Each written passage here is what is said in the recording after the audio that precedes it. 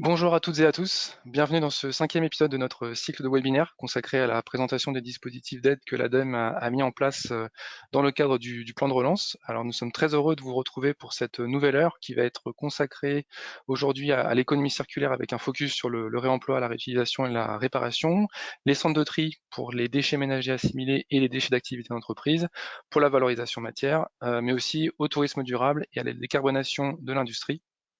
Un programme assez chargé donc, et je vais tout de suite donner la parole à Raphaël Gerzon, directeur régional adjoint de Île-de-France de l'ADEME pour un mot d'introduction.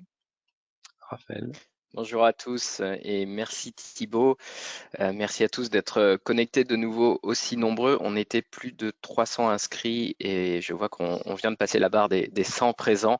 Donc merci à tous pour continuer de suivre ces webinaires. Nous en sommes à la 5e édition consacrée au plan de relance et comme l'a dit Thibaut, aujourd'hui avec un focus sur l'économie circulaire, le tourisme durable et on reviendra également sur le fonds décarbonation de l'industrie puisque les dispositifs ont été relancés et élargis. Pierre-Louis vous en parlera tout à l'heure. Un webinaire également particulier puisqu'il sera conclu par Jérémy Almosny, notre nouveau directeur régional, donc qui prend la suite de Michel Juria et qui a rejoint la direction régionale au début du mois.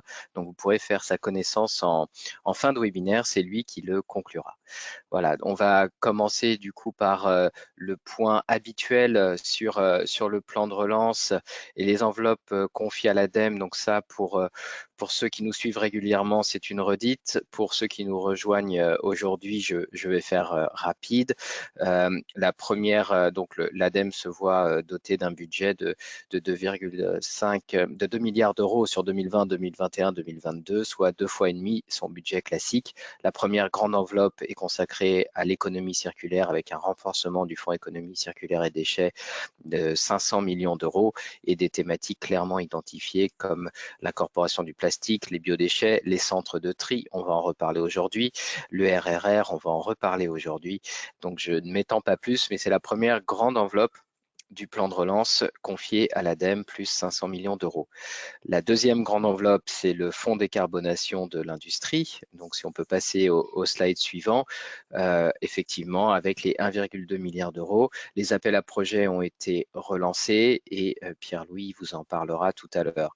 À noter qu'on rentre également dans cette enveloppe le fonds chaleur, hein, alors qui ne fait pas partie de cette enveloppe, mais qui fait partie de nos actions et qui a doublé en 2019 et ce doublement a été maintenu en 2020, en 2021. Donc on continue d'avoir plus de 350 millions d'euros pour aider les projets de chaleur décarbonée en Île-de-France et sur l'ensemble du territoire. Troisième grande enveloppe, l'hydrogène, avec 275 millions d'euros et deux dispositifs toujours en cours. Je vais y revenir dans les slides suivants. Et enfin, un certain nombre de nouveaux dispositifs, le soutien à la transition des artisans et des TPE-PME avec deux dispositifs dont je vais parler juste après, mais dont on a déjà parlé dans les webinaires précédents, un soutien au tourisme durable qui sera l'objet de notre webinaire aujourd'hui qui sera abordé plus en détail par Laurent et un appel à projet sur les friches urbaines où nous avons eu un grand nombre de projets à la clôture fin février et enfin des dispositifs consacrés à l'agriculture durable. Voilà pour un rapide rappel des différentes enveloppes confiées à l'ADEME dans le cadre du plan de relance. Et si on passe au transparent suivant, je vais vous faire un point comme à l'habitude sur les clôtures qui ont eu lieu depuis automne 2020. Donc sur l'économie circulaire, comme vous le savez, à l'automne 2020, nous sommes venus en soutien à 37 structures qui ont été en Île-de-France. Nous avons également aidé 2 projets en Île-de-France dans le cadre de l'appel à projet de soutien à la vente de matières plastiques recyclées. Nous avons également des dispositifs qui continuent, comme l'appel à projet Orplast, qui a reçu 2 projets à la clôture du 1er décembre 2020, 3 à la clôture du 1er mars 2021 et qui est toujours en cours. L'appel à projet sur les CSR, les combustibles solides de récupération, n'a pas eu de projet à la clôture du 14 janvier 2021. Mais Jérémy vous présentera en fin de webinaire les dispositifs toujours en cours. Et enfin, nos appels à projets multithématiques continuent avec 32 projets qui ont été reçus. Sur le fonds décarbonation de l'industrie, donc vous le savez, les premiers appels à projets n'ont pas eu de candidats en Île-de-France. Et ils ont été relancés depuis la mi-mars et élargis. Et donc, Pierre-Louis pourra y revenir aujourd'hui pour vous expliquer les nouvelles modalités, les nouveaux critères d'éligibilité. Sur le tourisme durable, donc nous avons deux partenaires qui ont été sélectionnés pour le mettre en œuvre en Île-de-France et servir de relais. C'était l'objet de l'AMI qui a été clôturé le 15 janvier 2021 et Laurent vous en reparlera aujourd'hui. Sur l'hydrogène, donc comme je vous le disais, deux dispositifs toujours en cours, un appel à projet qui vise les projets innovants portés par le programme des investissements d'avenir pour les briques et les démonstrateurs et qui est ouvert au fil de l'eau avec potentiellement un projet francilien en discussion. Et notre appel à projet porté par la direction régionale, l'appel à projet écosystèmes territoriaux, donc qui vise la production, la distribution et l'usage de l'hydrogène. Et là, deux projets ont été reçus à la clôture du 17 décembre, trois projets ont été reçus à la clôture du 16 mars, dont un qui a été redéposé et donc qui sont en cours d'instruction, donc une thématique qui continue d'avoir une dynamique forte en Île-de-France. C'est le cas également pour le fonds Friche, puisque notre appel à projet a reçu 23 projets, 12 sur le volet études et 11 sur le volet travaux. Et Jérémy pourra vous le redire en fin de webinaire, cet appel à projet sera reconduit en automne sur la partie travaux. Et enfin, je vous parlais précédemment des dispositifs qui visent les TPE et les PME, les entreprises engagées pour la transition écologique. Donc, il y en a deux. L'appel à projet EETE, donc pour entreprises engagées pour la transition écologique, qui a eu un énorme succès puisqu'il y a eu 99 projets éligibles reçus en Île-de-France à la clôture du 15 février 2021. Je rappelle que c'était un appel à projet qui vise les projets innovants, c'est-à-dire que nous allons accompagner la démonstration et la commercialisation des innovations des TPE et des PME sur les domaines de la transition écologique. Et ces dossiers sont en cours d'instruction et l'appel à projet a été prolongé jusqu'à fin avril. Donc, il est toujours temps de déposer des projets à cet appel à projet. Et le dispositif tremplin qui est ouvert au fil de l'eau, lui qui a pour but, comme son nom l'indique, de mettre le pied à l'étrier aux entreprises, aux TPE et aux PME qui souhaitent s'engager pour la transition écologique. C'est un guichet, il y a 60 actions éligibles, elles n'ont pas besoin d'être innovantes. Vous avez tous les détails sur le site agirpourlatransition.adem.fr et donc vous pouvez tout simplement postuler à cet appel à projet en envoyant un devis et vous êtes aidé proportionnellement au devis qui a été envoyé. Donc c'est très simple, c'est vraiment pour les TPE et les PME et nous en avons parlé au dernier webinaire et il est toujours ouvert au fil de l'eau tant qu'il y a des fonds. Donc je vous invite à vous positionner. Voilà, je vois Thibaut qui réapparaît, donc j'ai peut-être un petit peu dépassé le temps pour cette introduction. Donc merci à tous d'être toujours aussi nombreux connectés, on est près de 150 maintenant et je te repasse la parole Thibaut et je vous souhaite un très bon webinaire. Merci beaucoup Raphaël pour ces éléments de bilan et cette introduction. Un rapide balayage peut-être très rapidement de l'ordre du jour, notamment pour les personnes qui viennent tout juste de nous rejoindre. Alors comme nous vous l'indiquions, on vous propose aujourd'hui un zoom sur la thématique économie circulaire avec notamment les filières dédiées au réemploi, à la réutilisation et à la réparation. Un focus aussi sur les centres de tri pour la valorisation matière, le tourisme durable, et notamment le slow tourisme, qui vient tout juste de sortir, et la décarbonation de l'industrie. Ensuite, nous reviendrons sur une démonstration très pratico-pratique du parcours à suivre pour déposer vos dossiers de candidature sur notre plateforme Agir pour la transition, qui, je le rappelle, est aujourd'hui l'interface vraiment privilégiée entre l'ADEME et les porteurs de projets en ce qui concerne les démarches administratives et financières depuis le dépôt du dossier de candidature, donc jusqu'au versement du solde de la subvention qui sera octroyée, avec des nouveautés apportées depuis le dernier webinaire, donc n'hésitez pas à rester jusque-là.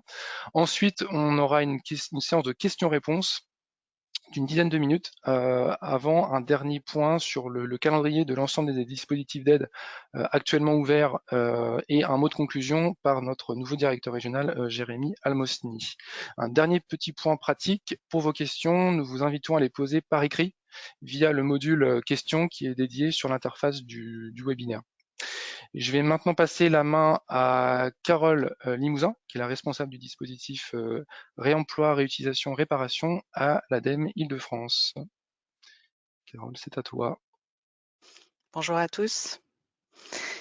Donc l'objectif de ce dispositif de réemploi, réutilisation, réparation, ça va être de faire émerger des projets qui vont contribuer à prolonger la durée de vie des produits et donc par la même occasion à diminuer les quantités de déchets produites et augmenter et diminuer aussi par la même occasion les consommations de ressources.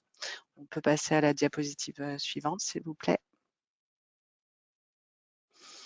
Alors, les cibles, tout d'abord, du dispositif sont les collectivités et les entreprises. Donc, les collectivités qui souhaitent installer des structures de réemploi sur leur territoire. On a par exemple les EPCI à compétences déchets, les syndicats de traitement. Et puis, au niveau des entreprises, ça va être les structures de réemploi telles que les ressourceries, les recycleries, les structures Emmaüs ou structures en vie, par exemple. Ces structures sont essentiellement liées à l'ESS, donc l'économie sociale et solidaire. Et au niveau des types de projets que l'ADEME va pouvoir aider sur ce dispositif, on a la création ou l'extension des structures qui vont permettre ce réemploi. Ce qu'on va demander au niveau de l'ADEME pour pouvoir aider ces structures, c'est que le taux de réemploi des flux entrants au sein de ces structures doit être à minima de 50%. L'ADEME demandera aussi à ce qu'il y ait des ateliers de réparation et de revalorisation des objets. On pourra aider aussi des projets qui sont axés sur le surcyclage ou encore upcycling. Et là, il faudra que les ressources en matière ne soient pas délocalisables et qu'il y ait une stratégie d'économie régionale ou locale pour ce type de projet. On pourra aider également des projets qui visent à valoriser les invendus non alimentaires et donc là uniquement pour les structures de l'ESS, donc de l'économie sociale et solidaire. Et enfin, via ce dispositif, on peut aussi aider des locaux dédiés au réemploi au sein des déchetteries. Et là, ce sera dirigé pour les collectivités qui sont en tarification incitative ou qui sont en cours de passage à la tarification incitative. Donc, on peut passer à la diapositive suivante, s'il vous plaît. Alors, ce dispositif comprend deux types d'aides, les aides aux études et les aides aux investissements. Pour les aides aux études, on n'a pas de changement par rapport à 2020. On va pouvoir aider deux types d'études, des diagnostics de territoire qui vont servir à faire un état des lieux du territoire, des gisements, des acteurs et des besoins du territoire, ou encore des études d'accompagnement qui permettront de déterminer la faisabilité d'un projet. Par exemple, une étude de faisabilité préalable à l'implantation d'une recyclerie sur un territoire. On a d'ailleurs pour ce type d'étude un cahier des charges type proposé par l'ADEME et sur notre médiathèque. Ces études vont pouvoir être aidées à un taux maximum de 50% pour le diagnostic et 70% pour l'étude de faisabilité, avec des plafonds d'assiette compris entre 500 et 100 000 euros selon le type d'étude.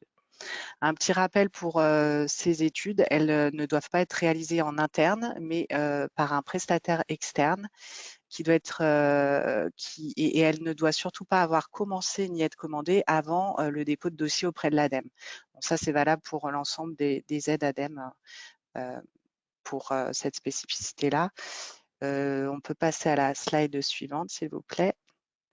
Et pour finir, les aides aux investissements. Donc là, elles vont concerner essentiellement les locaux et les équipements nécessaires au développement du réemploi et de la réutilisation. On a des nouveautés sur 2021, en partie liées au plan de relance, qui est la suppression du plafond qui était fixé à 1 million d'euros pour ces investissements. On a aussi l'ajout des équipements qui permettent le réemploi des invendus non alimentaires. Et puis une augmentation du taux d'aide max de 55 à 70% pour l'ESS, l'économie sociale et solidaire. Les opérations qui sont éligibles à ce dispositif sont la collecte préservante avec entre autres des véhicules de collecte, les locaux de stockage dédiés au réemploi au sein des déchetteries.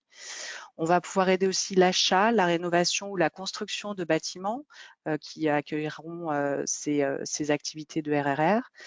On pourra aider les équipements nécessaires à la réparation, la remise en état et le stockage temporaire. Et encore aussi les équipements permettant de tracer les flux, les entrants et les sortants des structures. Les taux d'aide max sont compris entre 35 et 70% selon la taille de la structure et selon la typologie de la structure. Et il y a quelques exigences ADEME pour ces investissements.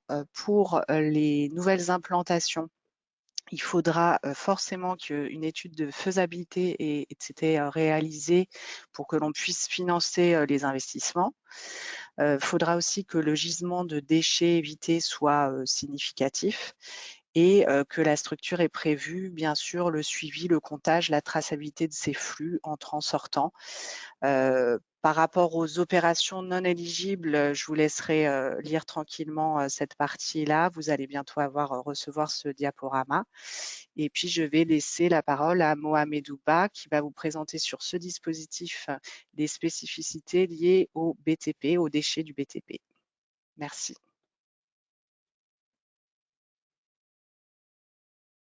Bonjour.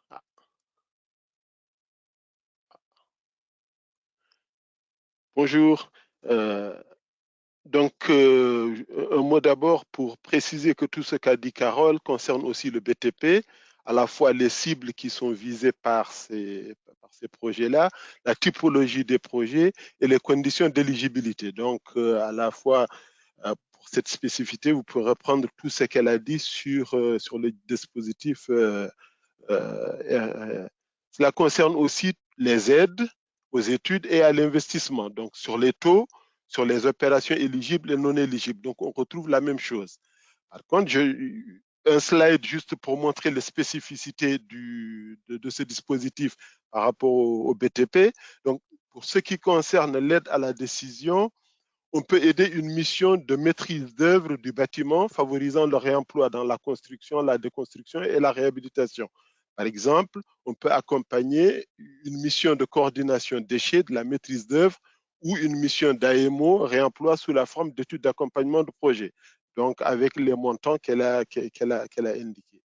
Concernant les investissements, si par exemple il y a une déchetterie professionnelle qui est mise en place, il est possible de mettre, accolé à la déchetterie professionnelle, une zone de réemploi qui est assez accessible à la subvention.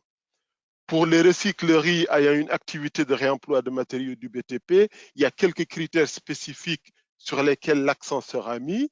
D'abord, il ne doit pas y avoir d'accueil de déchets en mélange. Donc, ça, on ne pourra pas accompagner si c'est le cas. Pour les flux entrants, on mettra l'accent notamment sur 3 éléments. D'abord, la caractérisation des types de matériaux, leur origine et leur requalification. Ça, on verra, on regardera bien cet aspect-là dans le document fourni. On recherchera aussi s'il y a un partenariat ou une contractualisation avec la grande surface de bricolage, avec la déchetterie qui est à proximité ou même avec des artisans pour pouvoir récupérer des matériaux au lieu de les envoyer en déchetterie ou bien en installation de stockage. Et enfin, on veillera aussi à la mise en place d'une démarche et des outils pour apporter des conseils aux acheteurs avec, par exemple, l'existence au minimum d'une fiche produit. Donc, en gros, il y a ces exigences-là qu'on va demander.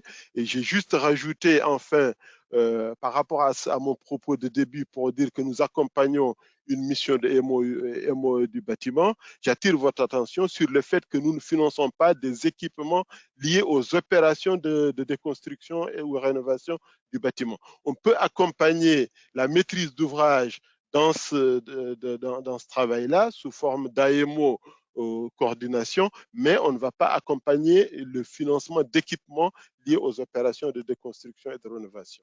Je vous remercie. Merci beaucoup Mohamedou. Alors on a quelques minutes de retard, donc je vais donner la main très rapidement à Marie Boursier pour nous parler des centres de tri. Et je vous rappelle simplement que vous pouvez poser vos questions donc par écrit depuis l'interface du webinaire. Donc n'hésitez pas. Vas-y, c'est à toi Marie. Merci Thibaut, bonjour à tous. Donc je vais vous parler des centres de tri déchets ménagers et assimilés. Donc, on parle bien des centres de tri qui récoltent les emballages ménagers et les papiers et cartons issus des ménages. Donc, on a un objectif réglementaire de déploiement de l'extension des consignes de tri sur tout le territoire d'ici fin 2022. Et donc, dans ce cadre, l'ADEME finance 2 choses. Tout d'abord, les études territoriales. Donc, ce sont les études qui permettent à une collectivité ou un syndicat de regarder où elle en est sur son territoire et de voir est-ce qu'elle doit moderniser son centre de tri, est-ce qu'elle doit éventuellement le reconvertir, est-ce qu'elle doit mutualiser les flux avec d'autres centres de tri. Donc ces études territoriales sont financées avec un taux d'aide max de 70% et un cumul d'aide publique de 80%. Et la deuxième chose, c'est que l'ADEME finance les investissements nécessaires à la modernisation des centres de tri. Donc on peut aller à la slide suivante.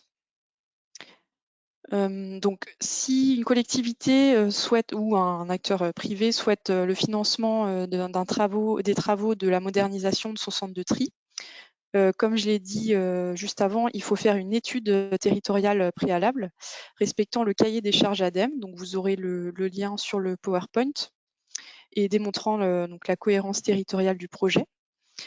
Les dépôts de dossiers sont acceptés jusqu'au 30 juin 2022. Donc, on a décalé un petit peu la date suite à la crise sanitaire et à tous les retards qui se sont accumulés.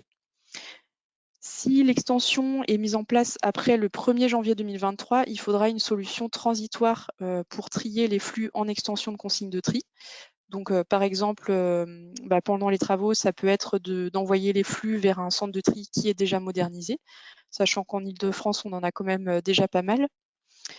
Il faut évidemment une cohérence avec les objectifs du plan régional de prévention et de gestion des déchets et un engagement à répondre aux enquêtes de l'ADEME, collecte et traitement. Donc ça ne doit pas poser de soucis puisque tout le monde y répond à ma connaissance. Slide suivante. Et donc pour la modernisation de ces centres de tri, les dépenses éligibles sont en fait toutes les dépenses d'investissement qui sont liées à la mise en place des extensions de consignes de tri. Donc tout ce qui est VRD, les équipements mobiles et fixes, les logiciels de gestion du centre de tri, et par contre ne seront pas éligibles l'acquisition du terrain et les équipements bénéficiant du soutien par les filières REP. Et le taux d'aide max est de 20% des dépenses éligibles. Donc ce taux d'aide a été largement augmenté depuis l'année dernière dans le cadre du plan de relance. Donc ça peut être vraiment très intéressant financièrement. Et voilà, j'en ai terminé et je laisse la parole à Mohamedou une nouvelle fois.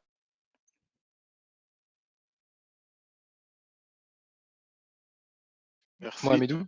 Ouais, c'est bon, Oui. super. À toi. Merci. Donc, je fais un focus sur les centres de tri déchets des activités économiques, donc dont les déchets du BTP. Donc, pour ces centres de tri et pour les centres de massification et de préparation des déchets du BTP, l'ADEME finance à la fois les études de faisabilité au taux d'aide max de 70% et des investissements pour la création et ou la modernisation de centres de tri. Donc, ces deux aspects-là sont importants et donc on accompagne la création et la modernisation. Slide suivant. Pour tout ce qui concerne les centres de tri de DAE, donc DNDAE ou bien BTP, il y a des prérequis qui sont demandés. Donc, notamment, il faut qu'il y ait une étude de faisabilité avec des cahiers des charges types qui sont disponibles sur le site de l'ADEME. Deux types de cahiers des charges, soit une étude de faisabilité sur l'opportunité et la recherche préalable à l'investissement. Donc, ça, il y a des cahiers des charges types qu'il faut respecter et donc qui sont disponibles. Ou, lorsqu'on a identifié un site, on peut mettre aussi une étude de faisabilité pour la mise en place de ces investissements.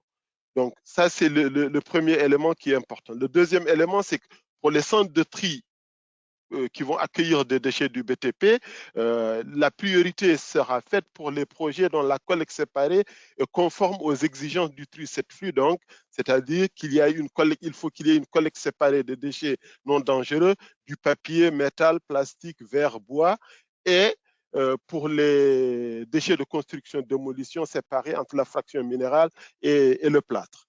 Donc, ça, c'est des choses qui sont importantes à avoir en tête.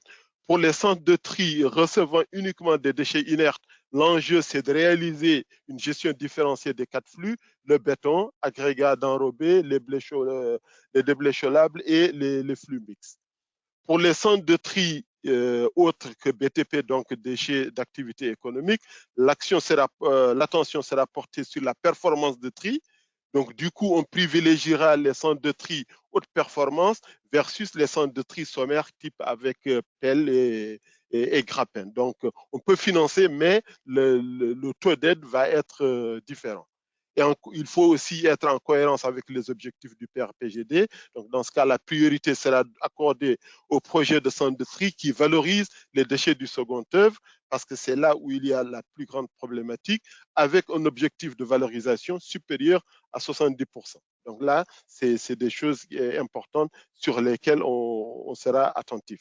Et enfin, engagement à répondre aux enquêtes de l'ADEME, comme pour tous les projets que nous finançons, puisque c'est de l'argent public. Slide suivant. Donc là, ça va permettre aussi d'aider à Thibaut à récupérer de quelques secondes. En fait, c'est la même slide que celle qui a été présentée par Marie. Donc, les dépenses éligibles, donc tout ce qui est éligible et tout ce qui ne l'est pas. Donc, c'est la même slide, avec une différence quand même extrêmement importante, et j'en aurai terminé, c'est que le taux d'aide pour les investissements de centres de tri, DA et BTP est compris entre 35 et 55% des coûts éligibles selon la taille de l'entreprise. C'est-à-dire, pour une petite entreprise, on peut aller jusqu'à 55%, pour une moyenne 45%, et pour une grande entreprise, 35% des dépenses éligibles donc, peuvent être subventionnées. Je vous remercie. Un grand merci Mohamedou pour ce rattrapage de temps, c'est magnifique. Et du coup, je vais donner la parole à Laurent, qui est notre référent sur le fonds tourisme durable en Ile-de-France. Bonjour à tous. Slide suivante, s'il vous plaît. Donc, je vais vous présenter le fonds tourisme durable qui a pour objectif de soutenir les TPE-PME du secteur touristique en milieu rural pour les accompagner dans leur démarche de durabilité. Alors, ce fonds dispose sur 2 ans d'un budget total de 50 millions d'euros répartis entre 3 actions. 10 millions d'euros pour accompagner 1000 restaurants, 38 millions d'euros pour appuyer des hébergements touristiques, sachant que ces 2 premières lignes font l'objet d'un appel à candidature commun ouvert au fil de l'eau. Et enfin, 2 millions d'euros pour l'appui au projet de slow tourisme. Slide suivante, s'il vous plaît.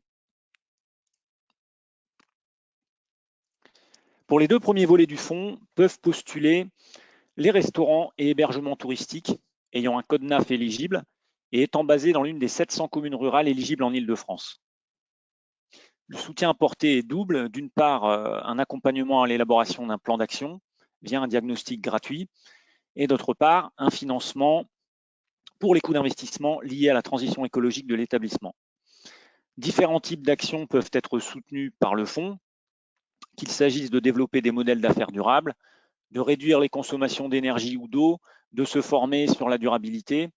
Il y a également des actions spécifiques pour les restaurants, pour par exemple lutter contre le gaspillage alimentaire, et des actions spécifiques pour les hébergements, comme par exemple la possibilité de bénéficier d'une AMO sur la rénovation globale de l'établissement. Et d'autres actions sont aussi finançables sur l'éclairage, l'efficacité énergétique, la mobilité, l'économie circulaire. Il s'agit d'actions qui sont communes entre le fonds tourisme durable et le fonds tremplin pour la transition écologique, qui est également ouvert au fil de l'eau pour les PME, comme le rappelait Raphaël en introduction. Donc en effet, on a mis en place une procédure commune pour ces 2 fonds. Slide suivante. Pour aider les restaurants et hébergements touristiques à se mobiliser sur ce fonds, des partenaires territoriaux ont été sélectionnés par l'ADEME et il est impératif de passer par ces partenaires pour pouvoir accéder au fonds tourisme durable. Le rôle des partenaires est en particulier d'accompagner les candidats au fonds tourisme durable dans la réalisation d'un diagnostic de leur établissement, la réalisation d'un plan d'action et dans la sélection des investissements éligibles au fonds. Et les partenaires peuvent également aider les candidats dans le dépôt de leur dossier pour instruction par l'ADEME. Les contacts des partenaires à solliciter en Île-de-France s'affichent sur cet écran. En Île-de-France, nous aurons la chance de pouvoir nous appuyer sur 2 partenaires. D'une part, la CCI Seine-et-Marne, qui accompagnera les acteurs éligibles du territoire de la Seine-et-Marne, et d'autre part, le Collège culinaire de France, qui, en partenariat avec le groupe SOS et l'association Silver Fourchette, accompagnera les restaurants éligibles sur l'ensemble de l'Île-de-France. S'agissant des acteurs non couverts par nos 2 partenaires, en l'occurrence les hébergements touristiques dans les Yvelines, l'Essonne et le Val d'Oise, l'accompagnement sera réalisé par un prestataire mandaté par l'ADEME. Slide suivante. J'en viens au 3e axe, slide suivante encore. Le 3e axe, merci, du Fonds Tourisme Durable, en l'occurrence l'appel à projet Slow Tourisme. Donc il s'agit d'un appel à projet national qui est mené avec la Direction générale des entreprises et qui est doté de 2 millions d'euros. Donc 2 vagues d'appels à projet sont prévues. La première est en cours et se clôture le 14 juin. La seconde aura lieu à l'automne. Cet appel vise à accompagner des acteurs touristiques dans la conception d'une offre de service sur le slow tourisme. Et vous pouvez voir sur cette diapo la définition du slow tourisme qui a été établie dans le cadre de l'appel à projet. S'agissant des thématiques éligibles, sans entrer dans le détail, elles portent notamment sur la mise en valeur, la protection des patrimoines culturels ou naturels, le développement de produits ou services d'itinérance douce, la création de services touristiques innovants ou encore la mise en œuvre d'hébergements touristiques inscrits dans un projet de slow tourisme. Slide suivante. Sont éligibles à cet appel à projet les acteurs de la filière touristique assimilés à des PME et situés dans une commune rurale éligible au Fonds Tourisme Durable. Une autre condition pour pouvoir postuler, c'est d'avoir recueilli l'avis d'un opérateur touristique institutionnel sur le projet présenté. Il faut également inscrire le projet dans chacun des 4 piliers du fonds présentés sur cette slide. En l'occurrence, favoriser l'expérience du touriste, la gestion du temps, les mobilités alternatives et la protection, la valorisation des patrimoines. Donc concrètement, un projet déposé à cette AAP, ce pourrait être par exemple un projet qui permet d'aller à la découverte d'un patrimoine culturel, projet dans lequel on se déplace à vélo, où l'on porte une attention à la santé via la nourriture et où une nouvelle expérience est proposée aux touristes pour le faire participer et l'impliquer.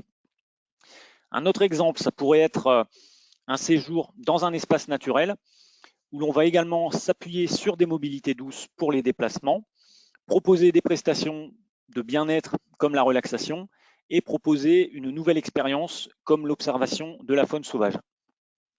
Des tutoriels pour appuyer le montage de projets sont disponibles sur le site de la Direction générale des entreprises. Slide suivante, s'il vous plaît. Pour résumer, voici les 3 possibilités de participation des PME du secteur touristique à ces dispositifs.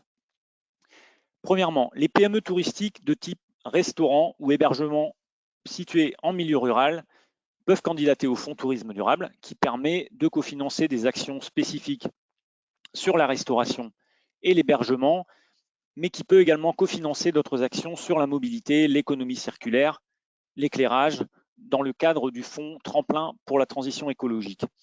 Deuxièmement, les PME qui souhaitent développer des projets de slow tourisme en milieu rural peuvent candidater au fonds slow tourisme.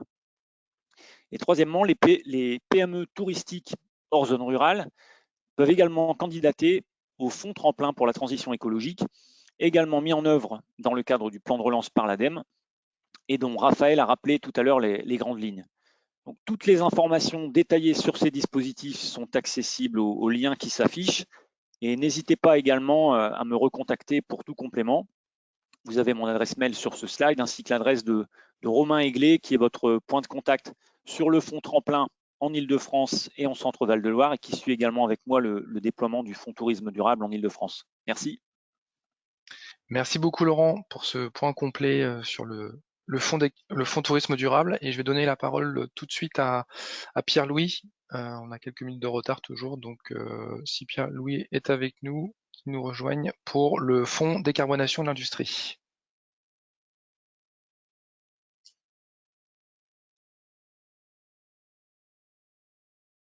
Oui, bonjour tout le monde.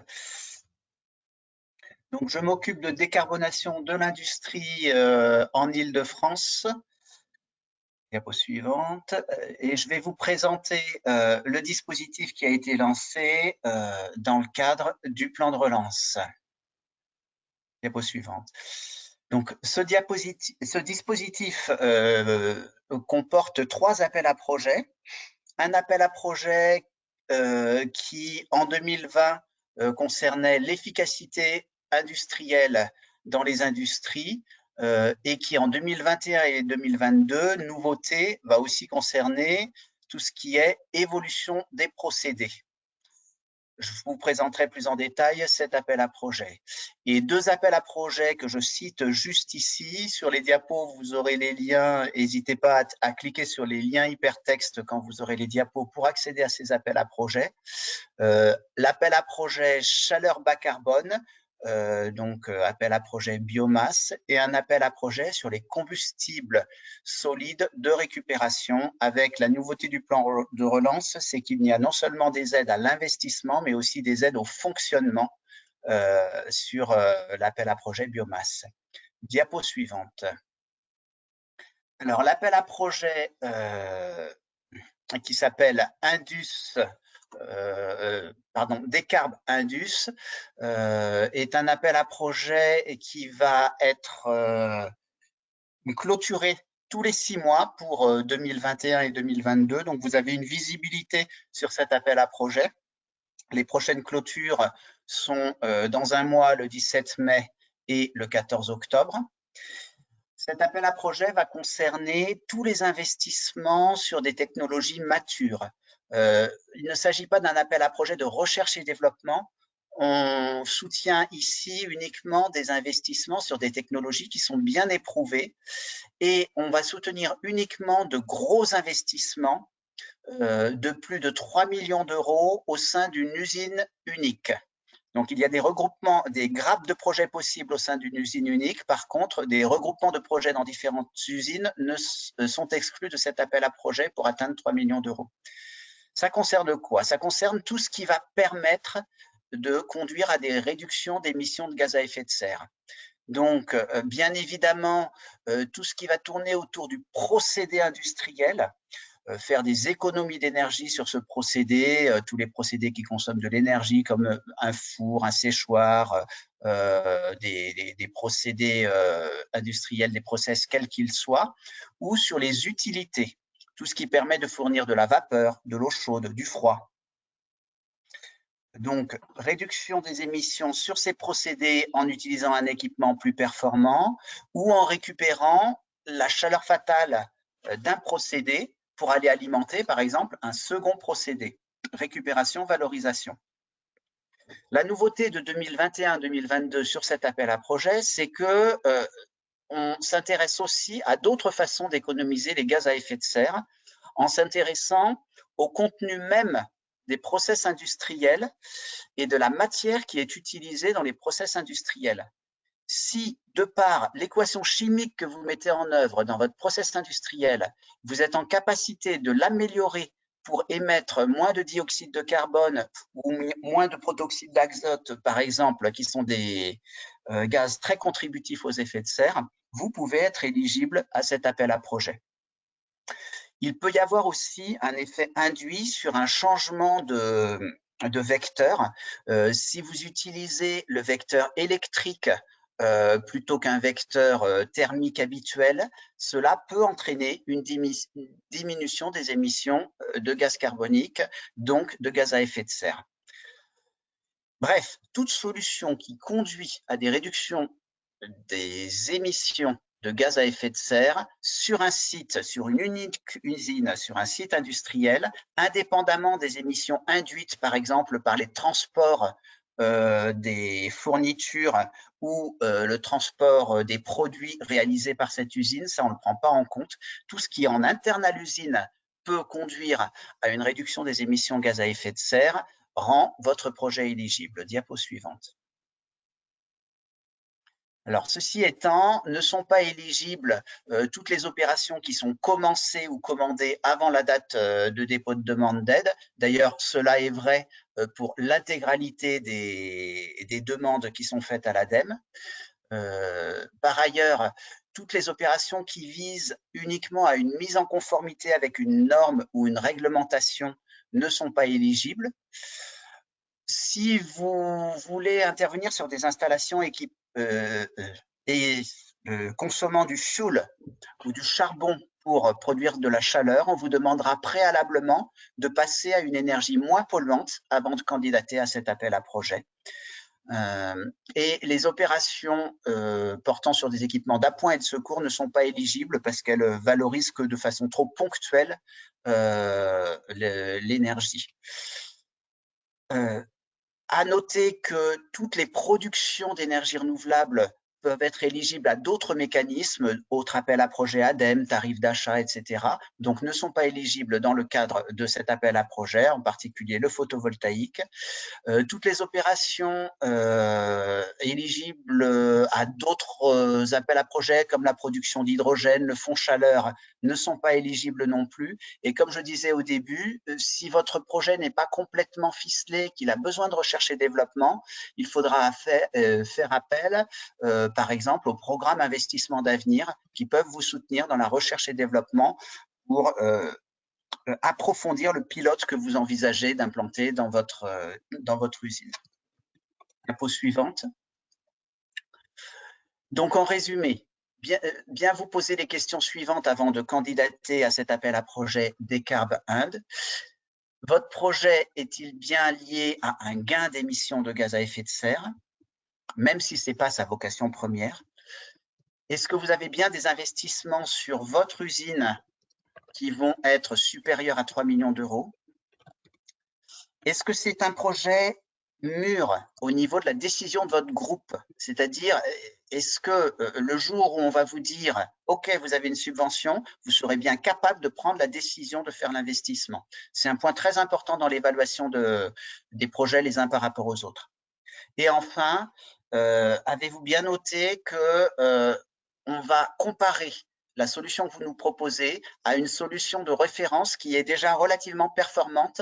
Et il ne s'agit pas d'être juste un petit peu performant, il s'agit d'être plus performant qu'une situation de référence. Donc, n'hésitez pas à me contacter, je suis là pour vous accompagner. Si vous avez des questions supplémentaires, vous avez mon adresse électronique dans la présentation qui vous sera envoyée. Merci bien. Merci beaucoup Pierre-Louis. Eh bien, on va pouvoir passer maintenant à la démonstration du parcours sur la plateforme Agir avec Grégory, avec, je crois, des nouveautés pour aujourd'hui. Bonjour à tous. Donc, pour cette présentation de la plateforme que certains doivent bien connaître maintenant, je rappelle l'objectif de cette plateforme. C'est pour vous, en tant qu'acteur, d'identifier l'ensemble des dispositifs qui sont proposés par l'ADEME, quels que soient ces dispositifs, appel à projet, dispositifs d'aide en direct, appel à manifestation d'intérêt. C'est la possibilité d'avoir un contact direct auprès de l'ADEME par le biais d'un système de questionnaire et un adressage direct aux ingénieurs en charge des sujets en question. Et principalement, c'est l'interface, en tout cas, de dépôt des dossiers qui nous permet d'avoir cet échange privilégié avec l'ensemble des acteurs. Slide suivante. Donc, quand vous arrivez sur la plateforme, j'ai ici mis l'adresse exacte. On a un visuel avec les trois types d'interlocuteurs avec qui nous sommes en relation habituellement et vous identifiez tout de suite en haut à droite la zone Mon compte. Et slide suivante, c'est la première étape à réaliser quand on y arrive pour la première fois, c'est de créer son compte. Alors, créer son compte, c'est très simple, hein, il y a un petit menu déroulant et ça permet d'accéder à une zone dans laquelle vous allez entrer très simplement le nom de votre structure, votre SIRET et les quelques informations clés. Cet élément, il est indispensable parce qu'il vous permettra ensuite d'accéder facilement aux zones de dépôt de dossiers et d'avoir un certain nombre d'informations comme ça déjà directement enregistrées. Vous remarquerez d'ailleurs que dans ce menu déroulant, vous avez la possibilité d'accéder ensuite à vos dossiers qui auraient été déposés, soit en cours de dépôt, donc non déposés définitivement, soit qui ont déjà été déposés. Slide suivante. Donc, les quelques spécificités ou nouveautés depuis quelques semaines, c'est que lorsque l'on arrive en tant que collectivité ou entreprise, par exemple, en dehors de l'aspect financement des projets, on a quelque chose qui est similaire dans les deux cas, ce sont les petites flèches jaunes. Pour ce qui est des collectivités, la possibilité d'accéder à une zone donc élue, un mandat pour agir. Et puis pour les entreprises, décarboner votre industrie. Dans les deux cas, on va retrouver un certain nombre d'informations, d'outils, de méthodes, de retours d'expérience, d'accès à de l'information ou des formations qui vous permettent de construire votre projet et votre stratégie. Dans les deux cas, pour autant, on retrouve, et ça c'est la flèche rouge pour les collectivités et la verte pour les entreprises, une zone d'accès pour financer vos projets, ce qui évidemment est un élément important de cette plateforme. Dans la plateforme, ensuite, quand vous accédez à cette zone, vous avez la possibilité de regarder par un certain nombre de critères de recherche. C'est le bandeau supérieur, vous êtes, thème du projet, localisation du projet ou le type de projet. Je précise toutefois d'ores et déjà que, et vous le voyez ici à l'écran, vous avez la possibilité d'accéder à l'ensemble des aides financières, c'est la mention découvrir les aides financières, mais également d'aller spécifier les aides qui sont liées à France Relance, ce qui est tout en bas. Si on regarde un peu dans le détail ces critères pour illustrer et donner un peu de concret, vous avez la possibilité donc d'indiquer quel type de structure vous êtes. Vous pouvez choisir un thème ou un domaine, ici par exemple l'économie circulaire et déchets. J'ai sélectionné Île-de-France, mais vous pouvez tout à fait sélectionner une autre région. Et puis un type de projet. Bien sûr, l'ensemble de ces critères, vous pouvez en sélectionner aucun, un par onglet ou plusieurs par onglet. Donc c'est totalement libre dans le cas présent. Une fois que vous avez fait ça, vous arrivez à ah oui, s'il y a une autre possibilité de recherche, pardon, c'est les petites nouveautés, je l'oubliais. Tout en haut, dans le bandeau, vous retrouvez une zone de recherche avec la petite loupe. Il vous suffit de taper le mot-clé qui peut vous intéresser. Là, j'ai sélectionné biodéchets et on voit apparaître les différents dispositifs qui sont proposés par la plateforme. C'est une facilité pour aller directement à quelque chose que l'on cherche. En passant à la slide suivante, donc à partir du moment où on a fait ces sélections, ces critères de recherche, apparaissent les dispositifs d'aide correspondants. Donc de manière très classique, on a un dispositif qui apparaît de cette manière-là. Toutefois, sur la gauche, vous avez un rappel dans le bandeau de vos critères de recherche. La petite nouveauté depuis quelques semaines, c'est que ce bandeau est complété par de nouveaux critères si vous le souhaitez affiner. Ça peut être des critères liés à des appels à projets ou certains dispositifs d'aide ou des sous-domaines. Par exemple, quand vous choisissez économie circulaire, vous avez la possibilité d'affiner encore dans les sous-domaines. Donc c'est une possibilité d'affiner encore dans vos critères de recherche. Une fois que vous cliquez sur un dispositif, et on le voit sur la slide suivante, vous avez directement une information concernant le dispositif en question sur une page, de manière assez synthétique avec le descriptif qui peut être téléchargé, les dates de clôture évidemment, notamment pour les appels à projets. Et puis, ce qui est essentiel, et ça c'est important quand vous avez créé votre compte, vous avez l'accès au dépôt du dossier. Donc cette petite zone où il vous suffit de cliquer et là vous entrez dans la phase de dépôt. Quand on entre dans cette phase de dépôt, de manière très ergonomique, vous accédez à une zone avec différents onglets qui sont ici sur la gauche, entourés en rouge, où vous entrez les informations concernant votre structure en tant que demandeur, les contacts, des éléments de description du projet et de sa localisation. Vous avez le détail des dépenses prévisionnelles qui est à présenter et le plan de financement, ainsi que, et il ne faut pas l'oublier, l'ajout de documents qui permettrait de compléter le dossier, à savoir des éléments techniques ou financiers, ou le RIB par exemple, éléments qui sont précisés dans le dispositif lui-même. À partir de là, vous avez l'ensemble des informations qui constituent votre dossier.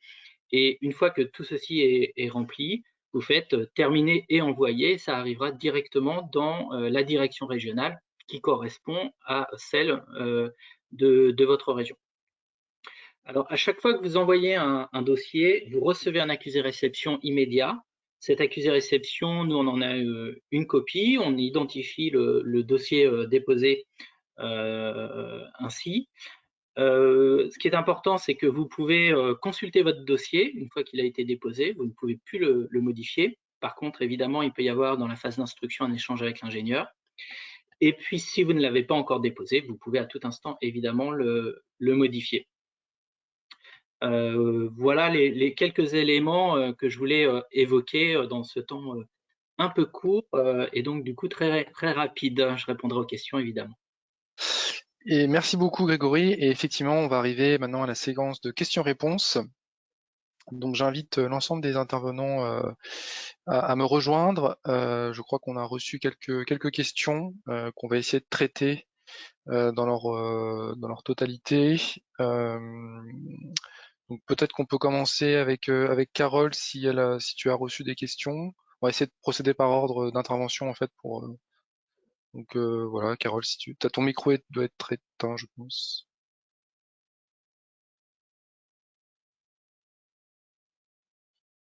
Ah là, c'est mieux là. Ouais, c'est très bien, on t'entend. Alors, il y a une question sur le surcyclage. Donc, le surcyclage, c'est le terme en anglais, c'est upcycling. Donc, c'est peut-être le terme un peu plus courant, couramment utilisé. En fait, c'est l'action de récupérer des matériaux ou des produits dont on n'a plus l'usage et afin de les transformer en matériaux ou produits ayant une autre utilité. Voilà, donc là, on est plus dans une transformation. Donc, on réutilise un produit en le transformant et en changeant son usage. Voilà pour la question que j'ai eue. Super. Marie, Excuse-moi, Mohamed. il y avait une petite question aussi sur le e-commerce, mais on n'a pas eu de précision. Je voulais juste préciser, et ça c'est indiqué dans le diaporama, qu'on ne peut pas donner d'aide pour les opérations uniquement dédiées à la vente d'objets d'occasion. Voilà. Il faut toujours qu'il y ait une activité de réparation, de revalorisation des objets. C'est bon, j'en ai terminé. Marie, Mohamedou, est-ce que vous aviez des questions qui vous concernaient directement? Alors, on a eu une question sur est-ce qu'on peut financer du matériel d'occasion? Je ne sais pas du coup sur exactement quelle présentation c'était, mais je peux faire une réponse générale. Donc, à l'ADEME, on peut financer le matériel d'occasion sous condition qu'il n'ait pas déjà bénéficié d'une aide ADEME quand il a été acheté neuf, qu'il ait les mêmes caractéristiques techniques que du neuf et qu'il ne soit pas plus cher que du neuf. Et il faudra avoir une facture pour justifier les dépenses. Voilà. Et puis j'en profite pour ajouter que sur ma présentation sur les centres de tri, mais c'est valable aussi encore une fois pour toutes les aides ADEME, il faut faire la demande d'aide avant le lancement du projet, donc avant le début des travaux. Donc si vous faites un marché de travaux ou même plus large, il faudra bien penser à déposer le dossier avant de notifier le prestataire. Oui, pour garantir l'instativité de l'aide notamment. Est-ce qu'il y a d'autres questions de votre côté? Il y a une question sur la déchetterie 4.0 qui est à la recherche d'un lieu pour réaliser une étude de faisabilité. Malheureusement, l'ADEME ne dispose pas de foncier et ne finance pas ou ne subventionne pas aussi du foncier, mais la personne peut me contacter, comme ça je peux la mettre en contact avec d'autres, parce qu'il y a une action au niveau de la région Île-de-France sur la recherche du foncier pour tout type d'installation, déchetterie, centre de tri et autres. Donc, autour de la table, il y a des acteurs, des établissements qui disposent du foncier, et peut-être qu'avec ces gens, on peut trouver des choses. Très bien, merci beaucoup Mohamedou. Est-ce que sur le fonds tourisme durable, est-ce que Laurent, tu as eu des questions sur ton intervention? Oui, deux questions principalement. Vas-y. Deux types de questions. La première porte sur l'éligibilité des acteurs situés en milieu urbain. Donc en effet, ce qu'il faut savoir, c'est que le fonds tourisme durable s'inscrit dans la priorité cohésion sociale et territoriale du plan de relance. Et il a donc été consacré à cet égard aux acteurs ruraux. Et du fait de ce focus sur la ruralité, il n'y a effectivement pas de communes éligibles en Seine-Saint-Denis, dans les Hauts-de-Seine, dans le Val-de-Marne et bien sûr à Paris. En revanche, il est possible pour les acteurs de ces départements, les acteurs touristiques, d'accéder au fonds tremplin qui permet de cofinancer certaines de leurs actions de durabilité et notamment, s'agissant des hébergements touristiques, la possibilité de bénéficier d'un cofinancement, par exemple, pour les démarches liées à l'obtention d'un écolabel européen. De plus, on a aussi plusieurs guides méthodologiques et ressources sur le tourisme durable qui sont téléchargeables sur notre site internet. Et il y a un recueil de bonnes pratiques pour les hébergements touristiques qui vient d'être publié il y a quelques jours. Une autre question, c'était sur le ciblage. Est-ce que le fonds est accessible depuis d'autres régions françaises? Oui, tout à fait. Les mêmes aides, aussi bien sur le volet hébergement que sur le volet restauration, sont disponibles dans toutes les régions françaises, y compris dans les Outre-mer. La seule chose qui va changer pour les porteurs de projets, ça va être les partenaires d'accompagnement qui vont être différents. Et à cet égard, vous pouvez consulter sur la page du Fonds Tourisme Durable sur notre site Agir pour la Transition l'ensemble des partenaires à contacter pour candidater au Fonds Tourisme Durable. Super, très bien. Merci beaucoup Laurent. Pierre-Louis, est-ce que tu avais des questions sur le fonds décarbonation de l'industrie? Oui, j'ai un certain nombre de questions. La première question, c'est est-ce que les aides des appels à projets Décarb Indus sont cumulables avec les certificats d'économie d'énergie? La réponse est oui. Nous acceptons le cumul avec les certificats d'économie d'énergie. On demande juste dans nos appels à projets que vous vous engagiez sur un montant maximum de certificats d'économie d'énergie que vous allez demander et vous n'aurez pas la possibilité d'aller au-delà de ce montant, de valoriser plus de certificats d'économie d'énergie que ce que vous avez ce à quoi vous vous êtes engagé. Deuxième question. Alors, il y a deux questions assez similaires. Bonjour, les volets sur les unités de valorisation, les projets d'unités de valorisation énergétique des déchets qui ne rentreraient pas dans le cadre du fonds chaleur et néanmoins engendrerait un gain énergétique, serait-elle éligible à cet appel à projet de décarbonation de l'industrie? Et une autre question qui répond à la première question mais qui en repose une autre. Pourquoi les unités de valorisation énergétique de déchets sont exclues de l'appel à projet décarbonation alors que certains investissements ne sont pas éligibles au fonds chaleur? Alors, il faut bien comprendre que les aides de l'ADEME ne sont pas des aides systématiques. On va regarder vos projets au cas par cas. Donc, l'astuce qui consisterait à, n'étant pas éligible à un appel à projet, aller voir vers un autre appel à projet, ça marche pas comme ça chez nous. Donc, très clairement, les unités de valorisation énergétique d'usines d'incinération sont envoyées vers le fonds chaleur et c'est le fonds chaleur qui s'en occupe. Ce n'est pas le fonds décarbonation qui s'en occupe et les critères d'aide sont définis dans le fonds chaleur.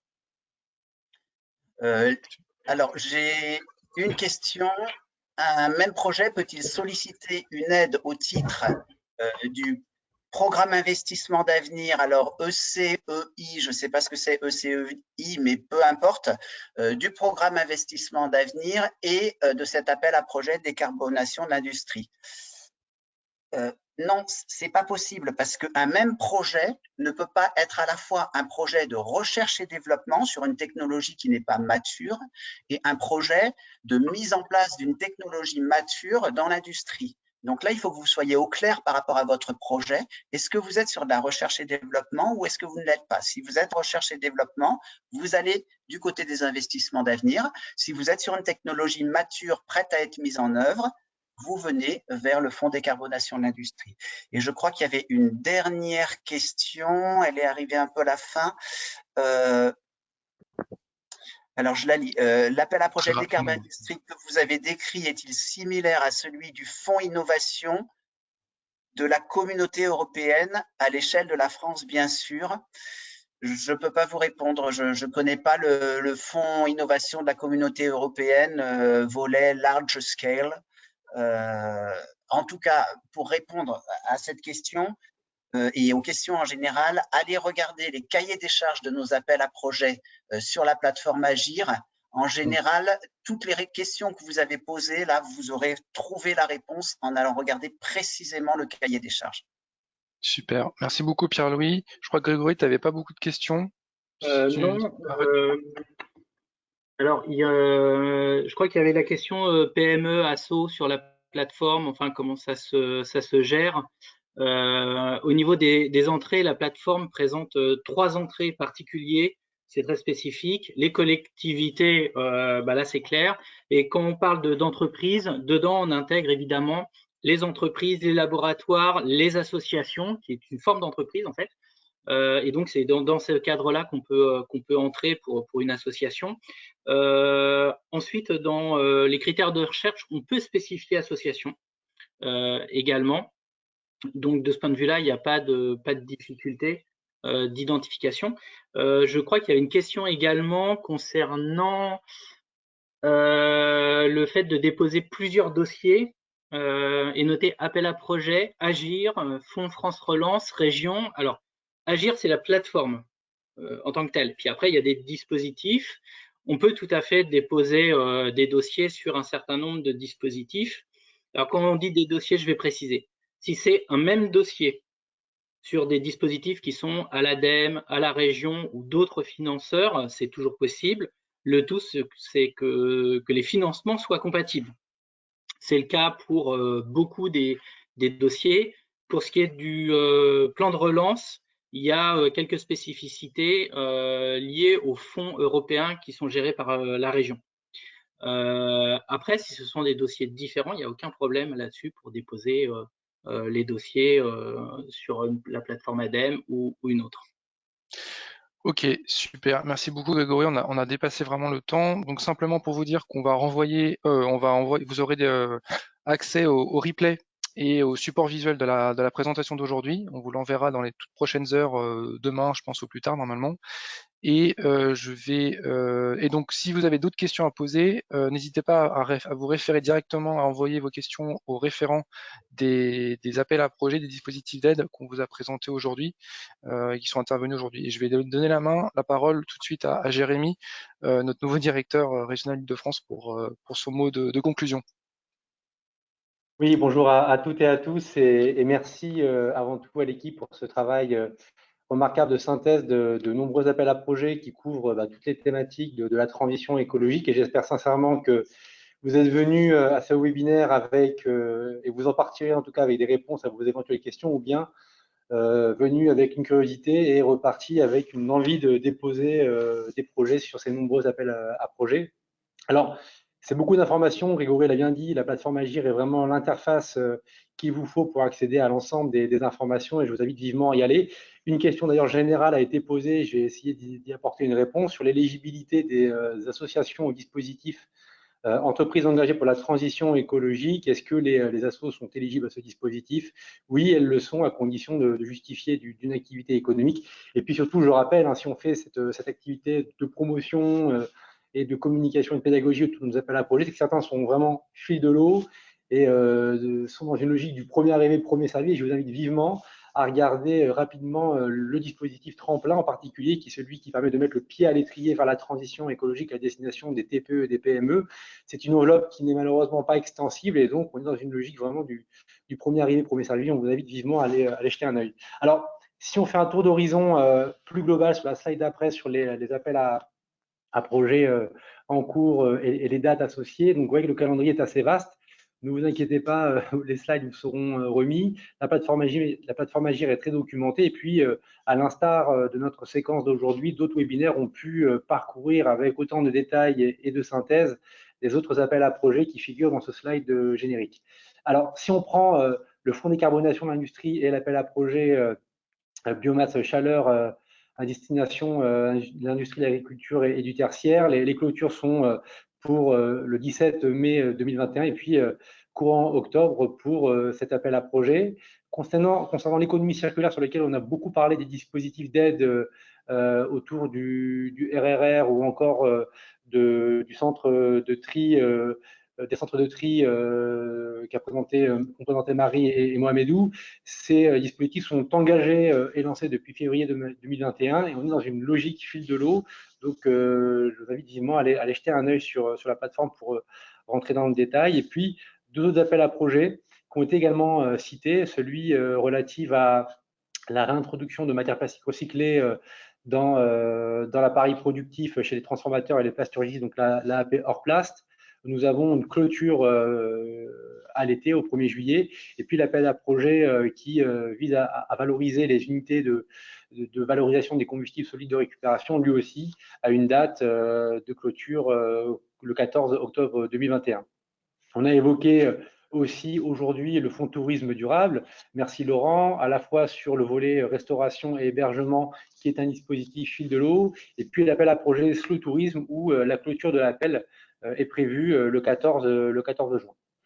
Si on prend un peu de temps sur des appels à projets pour lesquels on a un peu moins échangé aujourd'hui, le fonds Friche, qui est un appel à projet qui vise à assurer le financement d'études et de travaux sur la reconversion des friches polluées.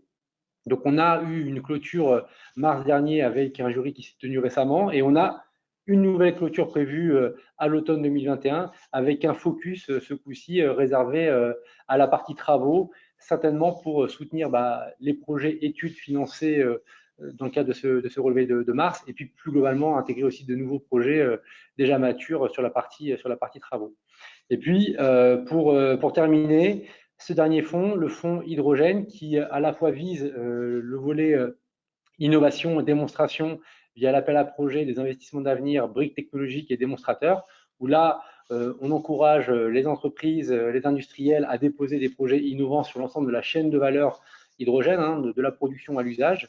Et puis, cet appel à projet écosystèmes territoriaux, où là aussi, on vise à soutenir le déploiement d'un écosystème francilien sur l'ensemble, là aussi, de la chaîne de valeur, la production, la distribution et l'usage, industrie et mobilité, où là, on a une clôture prévue le 14 septembre 2021. Juste peut-être pour conclure, vous indiquer qu'on est dans un temps fort de la transition écologique où l'ADEME est doté d'une enveloppe conséquente pour soutenir la transition écologique. L'écosystème francilien est clairement un écosystème à part entière qui représente 30% du PIB français, qui regorge d'initiatives, d'innovations et de projets en faveur de la transition écologique. Donc, on ne peut que vous encourager vivement à porter vos projets et nous, on s'assurera d'assurer le meilleur accompagnement possible par le biais, bien sûr, des équipes qui vous ont présenté les appels à projets d'aujourd'hui et plus globalement par le biais de la plateforme Agir qui est une vraie interface de dialogue entre vous et nous. Je vous remercie et une très bonne journée.